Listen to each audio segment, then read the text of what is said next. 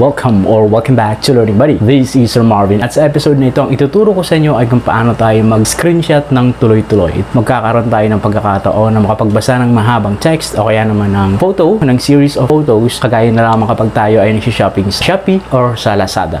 So, ang gagamitin nating application dito ay Screen Master. So, ano pang hinihintay natin? Pero bago ang lahat, huwag kalimutan na mag-subscribe, hit ang notification bell, pwede kayong mag-comment, and of course, pwedeng i-like at pwedeng i-share ang video na ito para makatulong tayo sa iba. So,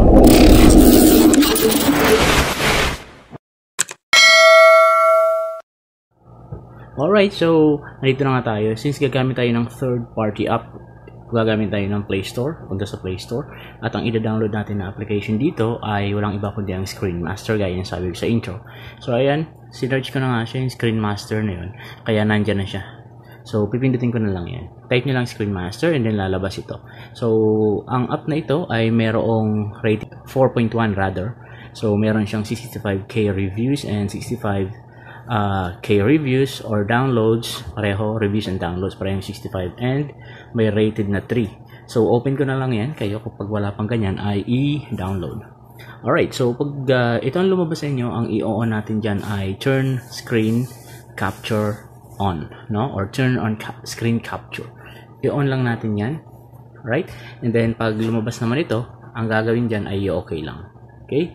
Alright, so pag okay na yan, wait lang natin siya. So ito nakalagay battery optimization, pero ito ano lang natin siya, no? Hindi na natin siya option.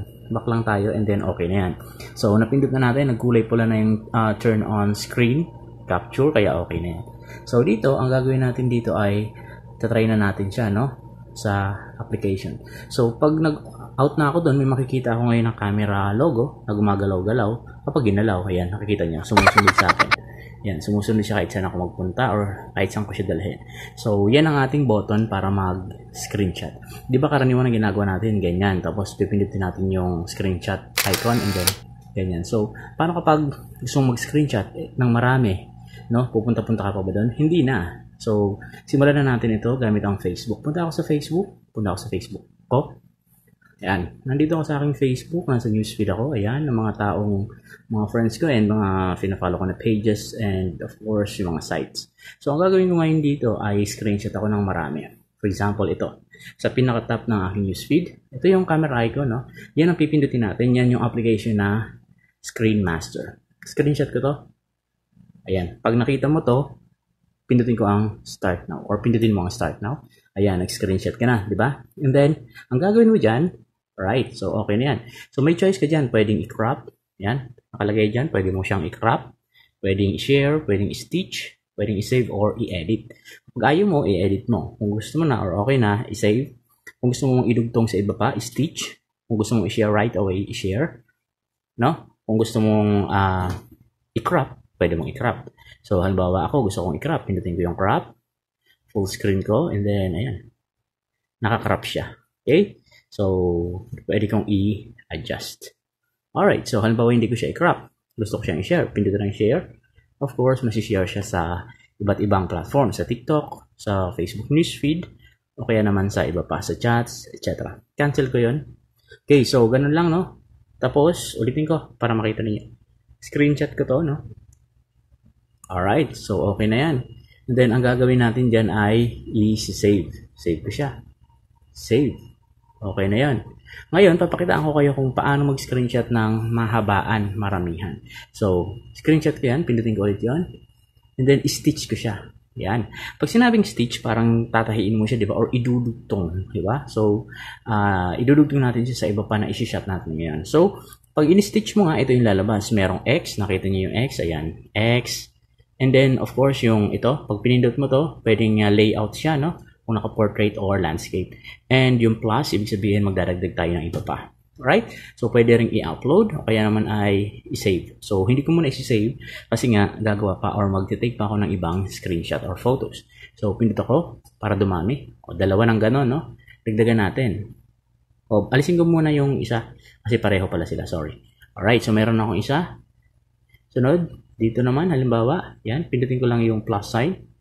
Alright, nakita niyo sa taas. Ayan, dalawa na sila. Next, dito naman. Alright, and then next, Dito, halimbawa dito. Pindutin ko lang to. Alright. And isa na lang. Halimbawa dito. Yan. Pindutin ko ang plus sign. Okay na yon. Ilan sila lahat? Kita nyo yung screenshot ko? 1, 2, 3, 4. And then pag dudugtungin ko sila. Ngayon pag may tanong kayo, sir, pwede bang maramihan dyan? Yes po, pwedeng marami. Pwedeng umabot ng 10 o lagpas pa. So maganda ito kapag tayo ay nagsha-shopping, no? Kapag tayo ay nagsha-shopping. So, para hindi na natin balikan yon sa Shopee. Kapag may mga nakita tayong items na maganda, pwede natin siyang i-screenshot ng ganito. Gamit ang Screen Master. Alright, and then pagkatapos mga dyan ay pindutin mo lang ang check. And then, eto na yung lahat ng ating in-screenshot.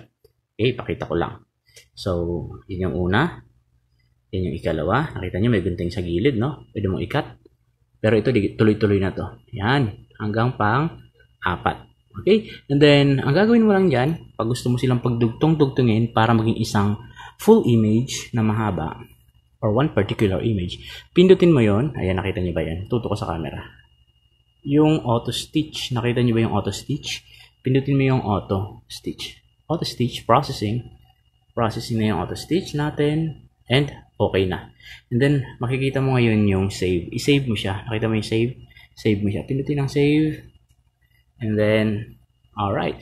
Pag lumabas yung mga commercial, hintayin lang na matapos. 3, 2, 1. And skip video mo yan. Skip video mo. And then, i-X lang natin ang Canva. Alright. So, ito ang lalabas ngayon. Wait lang, malabo yung screen. Pindutin lang ang okay. Okay. So, okay na yun. Punta na tayo ngayon sa ating gallery. Tingnan natin kung na-save doon ang ating ayan, in screenshot. Punta tayo sa ating gallery. And then, punta tayo dito sa album. Sa all photos. Punta nga tayo sa all photos. Tingnan natin itong today. Diba nakita nyo yung today? Yan. Tingnan natin yung today na yan. Alright. So, ito na ang ating naka-stitch na output. Yan. So, paano siya makikita? Yan. One particular image siya, mahaba siya. So, kung gusto mo siyang kita, zoom in mo lang siya. Then, tuloy-tuloy na siya. Para ka nag-Facebook din. Kumbaga, para siyang panorama. No? Kumbaga sa camera, para siyang panorama. So, tingnan nga natin. Alright. So, nandito na. Tuloy-tuloy ang ating in-screenshot. Ulitin ko, kahit gaano kahaba yan, ay kaya natin siyang screenshot. So, sana yung manatutunan. Huwag kalimutang mag-subscribe, hit ang notification bell, at of course, huwag na lang kalimutan mag-comment at share ang video na ito para mas maraming matuto. Also, I do have a TikTok account. Ang name ay Learning Buddy. Okay, so, thank you for listening and watching. Bye-bye!